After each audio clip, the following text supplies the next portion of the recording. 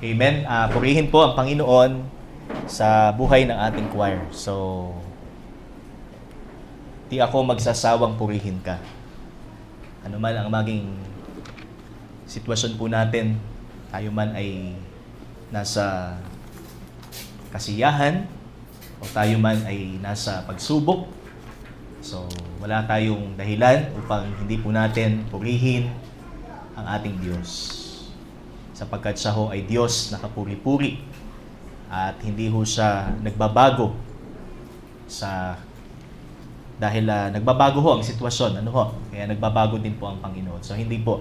Ang Diyos ho natin hindi nagbabago at ano man ang nangyayari sa buhay po natin ay dahilan po yan upang patuloy natin purihin ang Diyos. Kaya salamat po sa Panginoon. At ngayon po mga kapatid, dadako po tayo sa ating mensahe mula po sa salita ng Panginoon. At samahan niyo po ako sa 1 Peter chapter 3 verses 13 to 17. So ito po yung huling part ng ating pong series dito po sa ating passage po na pinag-aaralan. 1 Peter chapter 3 verses 13 to 17. At ito po ay tungkol sa mga pagpapala ng Panginoon upang hindi tayo lubos na mapahamak sa hostility ng mundo dahil sa ating pananampalataya. So, bagamat hindi naman po guaranteed na hindi ho tayo mapapahamak, but by doing this, ito pong ating makikita sa ating passage ay nagiging less po ito, less deadly. Yan. So, hindi naman siya nakaka-apektong lubos sa atin. So, buksan po natin mga kapatid at tayo po yung magsitayo para po sa pagbasa. 1 Peter chapter 3, 13 to 17. Now who is there to harm you if you are zealous for what is good, but even if you should suffer for righteousness' sake, you will be blessed. Have no fear of them, nor be troubled, but in your hearts honor Christ the Lord as holy, always being prepared to make a defense to anyone who asks you for a reason for the hope that is in you, yet do it with gentleness and respect, having a good conscience, so that when you are slandered, those who revile you or revile your good behavior in Christ may be put to shame. For it is better to suffer for doing good, if that should be God's will, than for doing evil. Purihin po ang Panginoon. Tayo po ay manalangin. Panginoon, marami pong salamat sa umagang ito. At minsan pa kami po ay makakapakinig ng inyong pong salita. Salamat po sa mga katotohanan ng inyong pong hatid sa amin nung mga nakaraang linggo at sa ihahatid po ninyo sa aming panibago ngayong pong linggong ito. Patuloy po, O Diyos, hawakan niyo po kami sa aming pong pakikinig. Maging attentive po ang bawat isa at hindi po kami ma-distract sa maaaring gamitin ng kaaway upang hindi po namin mapakinggang maigi ang aming pong mensahe, Panginoon, at may pamuhay namin ayon po sa iyo pong salita, ang inyo pong salitang ito, ang mensaheng ito, Panginoon, na inyo pong hatid sa amin. At ang inyo pong lingkod, patawarin niyo po ako sa lahat ng aking pong mga pagkakasala. At itago niyo po lamang ako, Panginoon, sa likod po ng iyong kabanalan, kapahayagan. Ikaw lamang po ang maitaas sa lahat ng ito. Ito po ang aming dalangin sa pangalan ng iyong anak na si Jesus. Amen. Amen at amen. Makakaupo na po tayong lahat, mga kapatid. So, again, this is about safeguards against hostility or mga nagsisilbing pananggan natin sa hostility ng mundo because Christians are likely to be mocked. Christians are likely to be bullied. So, sa school, for example, mga estudyante, nagpapatagisan, kami ang totoo. Yan, kami ang tunay. Yan. Pero hindi po natin may aalis po yung possibility na pagtawanan po tayo kasi papaano baga na magiging isang tunay na church o isang tunay na relihiyon kung ang pinaniniwalaan naman ay hindi nakikita. Yan, di ba? Kasi sa ibang relihiyon, to see is to believe. Dapat nakikita mo yung object ng iyong faith, Pero taliwas po yan sa sinasabi ng Biblia na faith is the assurance of things we hope for and the evidence of things not seen. At ang Diyos ho natin ay Diyos na hindi nakikita pero totoo. Kaya makikita ho natin na ang hostility ho, persecution, mockery, ay hindi po natin may iwasang ma-encounter. So ito ho ay anytime pwede pong mangyari sa atin. Sa trabaho, sa eskwelahan, sa tahanan, o sa kahit saan. So, as our recap, dito po sa ating message po na ito, so we have been reminded with the first point here is strong passion for goodness. So, we have been reminded that kailangan po ang Kristiyano higit na makilala bilang mabuti, anuman ang maging trato sa kanya ng sino mang tao sa balat ng lupa. So, Christians must be passionate, to be generous, to be unselfish, to be kind, to be thoughtful, and regardless of its outcome. Ano man ang magiging resulta nito, kahit sa man ay nililibak, kahit sa man ay sinasaktan, kahit sa man ay binubuli, hindi to daan upang siya ay maghiganti ayon sa gusto ng kanyang laman, kundi ang nananaig sa kanya ay ang pagbabagong ginawa sa kanya ng Panginoon. At ang pagbabagong ginawa sa kanya ng Panginoon is meron po siyang strong passion sa paggawa po ng mabuti. So, hindi niya ginaganti ang kanyang sarili ayon sa gusto ng kanyang laman, kundi inihahalimbawa niya ang Panginoong Jesus. And also, excuse me, so we have amenability for suffering. So actually, ito po ay isang acronym na SAFE. So, S-A-F-E. So, doon po tayo sa letter A, amenability and suffering. So, a matter of perspective. So, because it brings a blessing. Taliwas ito sa ating pananaw nung tayo po ay hindi pa nakakilala sa Panginoon na ang suffering ay parusa. Yan. Ang suffering ho ay masama. O nangyayari lamang sa mga taong masasama. Pero hindi po totoo because kahit ang mga taong tapat, kahit ang mga taong masipag sa paglilingkod sa Panginoon ay dumaranas din ng sufferings. Kaya sabi po dito ni Apostle Peter, you are blessed. Mapalad ka kung ikaw ay nagtitiis dahil sa iyong paggawa ng mabuti. Kung ikaw ay nililibak dahil sa iyong pananampalataya, ikaw ay mapalad. Sinabi din po ito ng Panginoon sa Mateo Kabanata 5, yung Beatitudes, di po ba? Blessed are those who are persecuted for righteousness' sake. Blessed are those who are reviled, who are slandered para sa Panginoon. And we have faithfulness in Christ. O ang katapatan po natin kay Kristo sa pamamagitan ng ating pagkatakot sa Kanya, yung ating reverence sa Panginoon. So, sabi po dito, sanctify God as Lord in your hearts. So, talagang itinataas natin ang Panginoon sa ating mga buhay, sa ating mga puso bilang Panginoon. So, remember yung pagka-Panginoon ni Kristo. Ang higit na makita sa atin at hindi po tayo. So, we experience sufferings to fear God and we experience sufferings to respond in accordance with God's truth. So, as to defend, sabi dito, to make a defense to anyone who asks you for a reason for the hope that is in you, yet do it with gentleness and respect. Yan. Tayo ay, dapat pa rin tayo makilalang gentle and respectful. Sa mga taong hindi ho gentle and wala hong respeto. Diba? So ito po yung makikita po natin. Sa kabila po na ang mga Kristiyano ho noong panahon ni Apostol Pedro, ang pinaka kinahihiya o pinaka kinatatawanan o pinagtatawanan sapagkat naniniwala sila kay Kristo na ang tingin ho ng mga Romano ay isa lamang ordinaryong tao at isa hong blasphemer. Yan. Kaya nga ho'y pinako sa krus ang Panginoon. They accuse him of blasphemy. And hostility toward our faith cannot be automatically eliminated with these actions. But somehow, it can be mitigated. So, kahit papaano po ay maiibsan yun pong hostility sa atin.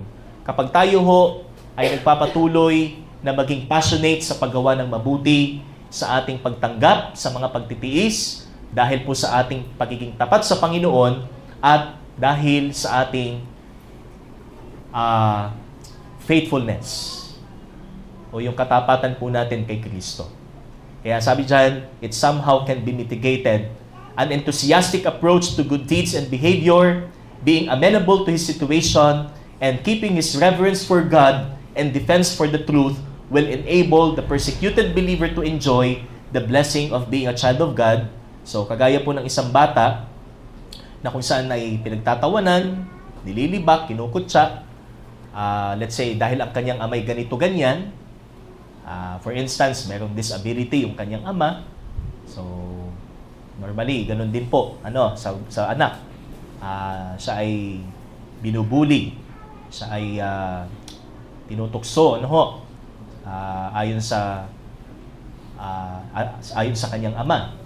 Kung anong disability meron ng kanyang ama. Pero para sa kanya, hindi kasiraan para sa kanya kung anong disability meron ng kanyang ama. Ang pinakamahalaga sa kanya ay siya'y anak niya o siya'y anak ng kanyang ama. Di ba?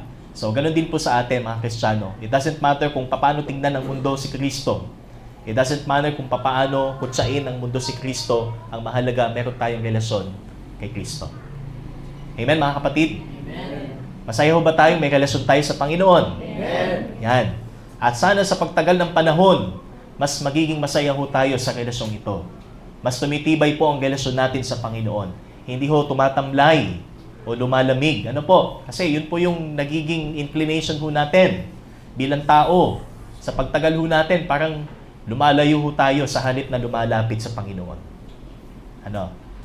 Dahil nga masyado nating nahahayaan po ang ating mga sarili sa mga bagay na pumupukaw sa atin upang higit nating bigyang pansin at bigyang prioridad ang mga bagay na ito sa halip na ang Panginoon. And going to the final safeguard against hostility, so we go to verse 16. So ang sabi po dito sa verse 16, having a good conscience, so that when you are slandered, those who revile your good behavior in Christ may be put to shame. So meron tayong kinakailangang mapanatili sa ating mga buhay. At ito yung tinatawag po nating malinis na budhi or clear conscience. So, iba-iba ho ang ginamit po ditong adjective. So, meron pong pure conscience, meron pong good conscience, meron din pong clear conscience. But, basically, so ito po yung pang-apat natin, we have to keep, an exemplary conscience. So, kinakailangan yung ating budhi ay magiging halimbawa para sa lahat ng ating mga nakakasalamuha. So, alam niyo po, lahat ng tao may conscience actually. Kasi ang conscience po is isa ho yan sa ibinigay po sa atin ng Panginoon. Ayon po sa kanyang image and likeness we were created. At kasama ho diyan yung tinatawag po nating conscience. And conscience, by the way, it comes from the Greek word suneidesis, which means the soul as distinguishing between what is morally good and bad. So ito po yung kahulugan ng salitang conscience. So ang konsensya daw o ang budhi ng tao ay tinatawag po nating distinguishing between what is morally good and bad. Yung pagtukoy natin kung ano ang masama at kung ano ang mabuti. Morally. In a moral sense. And that is, it is our internal moral compass. Yan. Pero, hindi ho ito ang ating standard. Para sabihin natin ang isang bagay ay tama o mali. Sapagkat kahit po yung mga tinatawag nating moral person, so they cannot grasp, hindi nila kayang hagilapin, hindi nila kayang maunawaan yung katotohanan na hindi sa pamamagitan ng pagiging mabuti, siya'y makapapasok sa langit. Kundi ito lamang ibahagi ng ating pagkatao upang matukoy po natin kung ano ang tama o mali o kung ano ang masama o ang mabuti.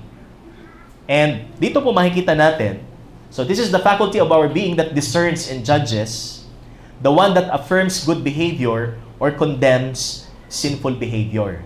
So ito yung ating conscience. Ano ho? Ito yung kumukondena sa pag-uugaling masama o pag-uugaling makasalanan.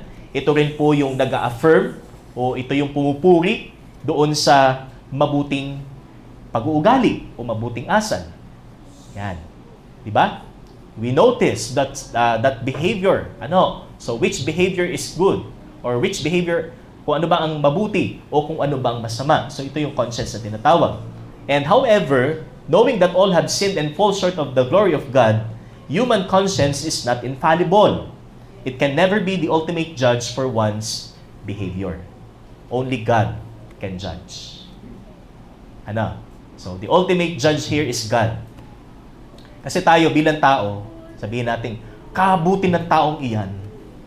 Yan. Ang pagsabait ng taong iyan. Ano, pagka yan ay may birthday, talagang pag nagpahanda ay hindi lang mababa sa 10 baboy ang pinakakatay. Nangungumbida ng hindi kakilala. Ano? Magtatawag pa ng mga taong hindi kakilala basta pumunta sa kanya at magpapakain siya kasi birthday niya. Yan, magpaparapol pa. Ano?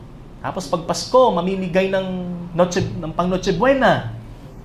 'Di ba? So we measure the goodness of a person ayon sa kakayanan niyang magpakita ng kabutihan. Ano? So by being generous, by being philanthropist or being a philanthropist, ano? Mapagkawang gawa siya, masipag siya. So we measure the goodness of a person sa pamamagitan noon. Pero hindi po tayo ang ultimatong hukom. Ano? Hindi po tayo ang ultimatong huhusga sa kabutihan o kasamaan ng isang tao, kundi ang Diyos. Pinatunayan po yan ng salita ng Panginoon. Ano ho? There is none righteous, not even one. Walang matuwid, wala kahit isa. Okay? Yan po ang sabi ng Biblia. Kaya, knowing that all have sinned and fall short of the glory of God, human conscience is not infallible. Ano ho? Pwede pa rin ho tayo magkamali sa ating panukat o sa ating judgment. Kung ang isang tao ba'y mabuti o masama. Kasi pwedeng outward, mabuti. Pwedeng sa panlabas siya ay mabuting tao. Pero sa panloob, kagaya po ng sabi ng Biblia, di ba? Para hong isang bukas na libingan ang kanilang mga lalamunan. Di ba? Mahilig silang magsalita ng mga mabubulaklak na pananalita, pero ang kanilang mga puso ay malayo sa Panginoon at patay dahil sa kasalanan. Okay? That's why here we have human conscience, and as our first subpoint, so bilang ito ay isang general principle or general truth, makikita po natin, human conscience proves that there is God. Kasi sometimes, or pwede po nating ma-encounter ito po mga taong lumilibak sa atin, ito po mga taong nagmamak sa atin, mga taong hindi naniniwalang may Diyos. Kaya yung conscience natin, maaaring gamitin natin as an argument or as an defense para patunayan sa kanila na may Diyos. How could you say na itong bagay na ito ay tama o ang bagay na ito ay mali? Sino naglagay sa isipan mo ng kaayusan? Di ba? Para sabihin ng isang bagay na ito ay tama at para sabihin ng isang bagay na ito ay mali. Di po ba? That's why it proves that there is God. So, through moral argument, okay, we can say, masasabi po natin sa isang taong walang pagkaunawa sa Panginoon, hindi naniniwala sa Panginoon, na merong Diyos na pinagmumulan ng kaisipang ito. Merong Diyos na pinagmumulan ng kaayusang ito. Di ba? So, yun po yung makikita po natin. So, keeping a good conscience involves defense for the truth that there is God. How can we say that this one is right and this one is wrong? How can you define justice? Bakit may hustisya? Bakit may fairness? Okay? Bakit may pagkakapantay-pantay? Bakit may kaisipan tayo bilang tao ng ganyan? Sapagkat ang Diyos na lumikha ko sa atin ay Diyos na matuwid. Ang Diyos na lumikha sa atin ay Diyos na makatarungan. Ang Diyos na kung saan ay lumikha sa atin, ang siyang tinatawag po na may akda ng batas. Di ba? So, lahat ng batas, ay halo po sa batas ng ating Diyos. So, how did moral law come into existence without a law giver who is an intelligent and a moral being? Di ba? Paano natin masasabing lawful ang bagay na yan kung walang lawgiver? And there's only one lawgiver, sabi po ng James. At siya ang humuhusga sa lahat. Okay? Kaya, this is somehow God's way for us to speak the truth in love. Our conscience. So the fact that we have this faculty, this consciousness, yung ating budhi. Kasi normally, nakikinig lang po natin yung salitang budhi kapag tayo ay nagkakasala. Hindi ka pinatutulog ng iyong konsensya. Di ba? Kahit sa isang maliit na kasalanan, kung ikaw ay tunay na Kristiyano, hindi ka patutulugin ng iyong konsensya. Kaya magkaka-insomnia. Kaya mananalangin ka sa Panginoon, Panginoon, patawarin mo ako. Ginagamit po ito ng Panginoon para tayo ho ay maging conscious, maging gising. Patuloy tayong magkaroon ng malay sa ating mga kasalanan, sa ating mga nagagawa, na hindi tama. And that's why a pure conscience, as our second subpoint here, allows believers to feel untroubled from any burden or guilt. Because having a pure conscience means, sabi po dito, ang ibig sabihin po nito is, wala kang ginawa sukat iyong ihingi ng tawad sa Panginoon. It doesn't mean that you are perfect. You are sinlessly perfect. Ang ibig sabihin lang po nito is, there's no reason for you. Wala kang dahilan para mag-alala ka. Dahil meron kang ginawa sa Panginoon. O meron kang nagawa sa Panginoon. Remember Job? Di ba? Kalala po ba natin si Job? Nung siya ho ay binibigyan ng advice ng kanyang mga kaibigan, at hindi naman po actually advice ang ginawa ng mga kaibigan niya, kundi inaakusahan ho siya na kaya siya nagkaroon ng malubhang karamdaman, kaya ho siya nagkaroon ng matinding pagsubok, namatay ang kanyang mga anak, na wala ng hanap buhay at kung ano-ano pa, sapagkat siya ho ay taong nakagawa ng masama sa Diyos. So, yun kasi ang point of view nila. Kasi may ginawa kang masama, kaya ka pinarurusahan ng Panginoon. Yan. Pero hindi nila naintindihan na kahit ang mga mabubuting tao ay maaari ding dumanas ng mabibigat na pagsubok. At ito yung isa pang, kumbaga, puzzle kay Job na sa kabila ng kanyang pagiging matuwid, sa kabila ng kanyang pagiging mabuti, bakit nangyari sa kanya ang ganitong pagkakataon, ang ganitong pagsubok? Kasi sabi po dito, he insisted that he was innocent. Talagang wala siyang maalala, wala siyang dahilan para humingi ng tawad sa Panginoon kung meron man siyang nagawang masama talaga sa Panginoon. Kasi nga, siya ho ay isang taong matuwid. Siya isang taong masipag para sa Panginoon. Pero, sa kabila po noon, nandun pa rin yung kanyang sitwasyon. Nag-suffer pa rin po siya. At hindi lang basta suffering, matinding suffering ang kanyang pinagdaanan. Diba? Kaya, it allows us to feel untroubled. That is, having a good conscience. You feel untroubled from any burden or guilt. Okay? So, wala kang naaalala o wala kang dahilan upang sabihin mo na kaya ka naghihirap ay dahil may ginawa ka na hindi tama sa Panginoon. So, sinabi po niya in Job 27:6, I hold fast my righteousness and will not let it go. My heart does not reproach any of my days. Job 27:6. I hold fast my righteousness and will not let it go. Okay? Ibig sabihin, ang kanyang hangad ay patuloy na maging matuwid para sa Panginoon. Sa kabila ng kanyang kalagayan, sa kabila ng mga katanungan sa kanyang isip na tila bagay hindi fair na mangyari sa kanya ang kanyang pinagdaraanan. But still, meron po siyang pangako para sa Panginoon. Sabi niya, I hold fast my righteousness. Ipagpapatuloy niya ang pamumuhay na katanggap-tanggap sa Diyos.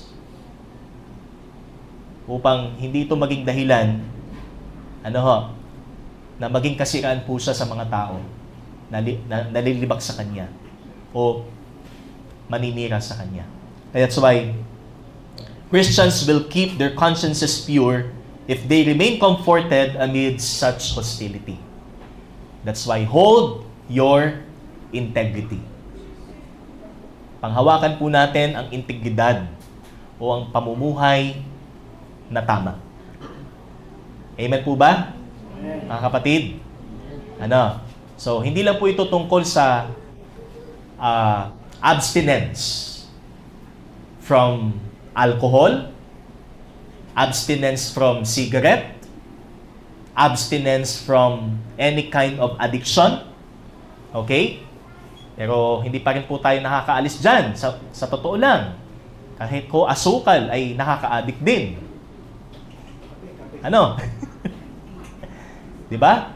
Kahit kanin ay nakaka-addict. Gadget ay nakaka-addict. So, ginagamit na dahan-dahan ng kaaway sa atin. Para hindi ho tayo manatili sa dapat natin tahakin. Okay?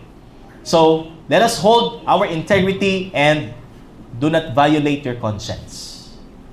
So, kaya lang naman natin naalala yung conscience dahil may nagawa tayo. And we have violated some na bagay. Kaya nagkakaroon po tayo ng conscience o na nagiging conscious po tayo. Di ba? Kaya, let us hold our integrity and do not violate your conscience. As said, sabi dito, it allows believers to feel untroubled. And that is having a pure conscience. And we have letter C. So, sabi po doon sa remaining po ng verse 16, having a good conscience so that when you are slandered, those who revile your good behavior in Christ may be put to shame. So, sa halip na ikaw ang mapahiya, kasi kasiraan mo, kaya ka nililibak, kumpara sa lumilibak sa iyo na wala silang nakikita. Wala silang basihan para ikaw ay libakin o ikaw ay kutsain sapagkat sinusunod mo ang kalooban ng Panginoon, namumuhay ka ng tama sa Panginoon. Kaya letter C, a pure conscience allows believers to prove that criticisms from unbelievers are false. So as for the critics to keep them silent or to put them into silence. Para mapatahimik mo itong mga kritikong ito, kailangan ang iyong budhi ay tama. Or ang iyong budhi ay malinis. Kasi wala kang pananagutan sa iyong paghihirap. Alam mo na ang paghihirap na ito ay instrumento ng Diyos para patatagin ka. Hindi tayo panghinaan sa anuman mga salitang mariginig natin o sa mga pangungutya na gagawin po sa atin. Kaya, it can withstand and deflect whatever abusive and insulting words are being thrown to us. Kahit gaano man mapang-abuso at mapang-insulto ang mga salitang bibitawan sa atin, tayo ay nananatiling, sabi dyan? Pure conscience. Di ba? Sapagkat it's a matter of your life, kung ito ba ay tama, o kung ito ba, kahit mukhang tama, ay hindi tama sa Panginoon. So, sabi po ng 1 Corinthians 4:12 and 13, sabi po ni Apostle Paul, and we toil, working with our own hands, and when we are reviled, we bless, When we are persecuted, we endure. When we are slandered, we try to conciliate. We have become as scum of the world to the dregs of all things, even until now. So si Apostol Pablo, lahat ng masasakit na salita sa kanyang pagmimisyon ay kanya nang narinig. Lahat ng hindi tamang pagtrato ng mundo ay kanya nang naranasan. Pero, ano po sabi niya? Kapag sila'y nililibak, sabi niya, we bless. We still, sabi nga, ang ibinabalik pa rin namin ay mga mabubuting salita, mabubuting asal. Kapag kami ay inuusig, nagtitiis kami. Kapag kami ay sinisiraan. So when we are slandered, when we are kumbaga defamed, okay? We try to conciliate. So the word conciliate means to pacify. Ano? Maghunos dili ka, kaibigan. Hindi ako galit sa iyo para magalit ka sa akin. Di ba? Hindi yung pagka tumaas ho ang temperatura ng iyong kausap, mas tataas yung iyong temperatura. Ano ho? Ibig sabihin, mas mainit yung ulo mo doon sa iyong kausap. Ano po? So, we have become a scum of the world. Kaya ang turing sa atin ay dumi. So, alam niyo po yung scam? Hindi yung scam na scammer. Ano ha? Yung scam ho is yung, alam niyo po yung parang pagka nagpapakulo ka ng karne. Yan. So, yung may inaalis ho tayo doon sa ibabaw. O, yung parang mga impurities. Yan. Yung mga impurities ng karne. Ano ho? So, pumapaibabaw po yan. Tapos aalisin mo yan. Yung parang mga dugo, dumi, anything na magagaling po doon sa karne. So, yun po yung scam na tinatawag. Okay? And same as dregs. Ano po? So, ganun din pong ibig sabihin. Tayo'y tila bagay mga latak. Mga sediment na dapat itapon. Walang silbi. Useless. Yan ang tingin ng tao sa mga Kristiyano noon. Humihinga lang pero walang kwenta. So yan ang tingin ng mundo sa mga Kristiyano. Kung tayo magpapatuloy sa buhay, it doesn't matter kung mas masasakit pang salita ang bitawan sa atin, but let us keep our good conscience. Let us keep our consciences pure in the sight of God. Okay? That's why let us silence our critics, not by revenge, okay, but by showing our good behavior. Kagaya po na sabi dyan, those who revile your good behavior in Christ will be put to shame. Sila ang mapapahiya at hindi po tayo. Okay? Sinabi po ng Romans 12:17. So, doon sa mga kaaway, ano dapat tayo? Anong dapat ang ating behavior sa mga umaaway sa atin, mga Kristiyano? 12:17, repay no one evil for evil, but give thought to do what is honorable in the sight of all. If possible, so far as it depends on you, live peaceably with all. Beloved, never avenge yourselves, but leave it to the wrath of God, for it is written, vengeance is mine, I will repay, says the Lord. To the contrary, if your enemy is hungry, feed him. Okay? Pagka ang iyong kaaway ay gutom, pakainin. Ano pagkain? So, baka ang isipin natin pagkain ay yung pagkain panis. Pakainin mo ng panis. Pakainin mo ng expired. Ganun ba? No. Feed him. If he is thirsty, give him something to drink. O tubig. Di ba? Paligaling sa sa polluted na source ng tubig. For by so doing, you will heap burning coals on his head. Do not be overcome by evil, but overcome evil with good. So, mapapatahimik po natin ang mga kritikong ito, ang mga lumilibak na ito, kapag patuloy tayong maging mabuti sa kanila. Okay? Show it. Kagaya po nung sinabi sa Santiago, show. Sabi nga, patunayan mo na ikaw ay may pananampalataya sa pamamagitan ng iyong gawa. Kumpara sa nagsasabing kay pananampalataya pero walang ebidensya. Ano?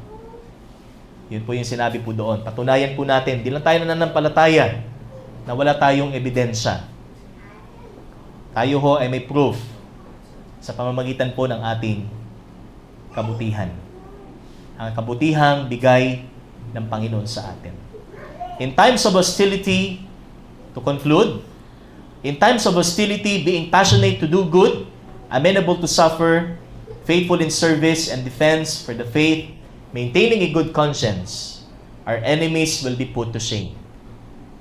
Let the goodness of Jesus rule over our being. Ang kabutihan ni Kristo ang magibabaw sa atin. Ano man ang mangyari sa ating buhay, patuloy man sa pagsama ang daigdig, patuloy man sa pagsama ang trato sa atin, nababawasan ang ating mga kaibigan, yung dating ka-close natin, hindi na ngayon dahil kaaway na tayo. Di ba? Hindi na tayo hindi na tayo nagpapainom eh. Hindi na tayo nagpapaparty eh. Hindi na tayo nagpapapiesta eh. Yan. Dadami ang kaaway, dadami ang hindi gusto, ang walang gusto sa atin. But let the goodness of Jesus rule over us, over our being. Ang kabutihan ni Kristo ang patuloy na makita sa atin. Yan ho ay comfort somehow sa atin. Ano ho? Safeguard po natin sa hostility ng mga hindi kumikilala sa Diyos. Tayo po'y manalangin. O Diyos, salamat po sa iyong salita, sa patuloy po ninyong pagpahahayag sa amin na ang buhay na ito ang pinakamainam sa iyo, Panginoon. Ano man ang maging tingin sa amin ng sanlibutan. Ano man ang maging trato sa amin ng mga makasanlibutan at ng mga taong hindi kumikilala sa iyo, hindi po ito maging daan upang kami ay sumuko at kami ay lumayo sa iyo, Panginoon. Kundi ito ho ay ibinigay po ninyo sa amin upang patatagin kami sa aming pananampalataya at patuloy kaming mamubuhay, mananampalataya at magtitiwala sa iyo, buhay man ang maaaring maging kapalit, Panginoon. Kaya salamat po muli sa mensaheng ito. Purihin ka sa pangalan ng iyong anak na si Jesus. Amen at amen. Purihin po ang Panginoon.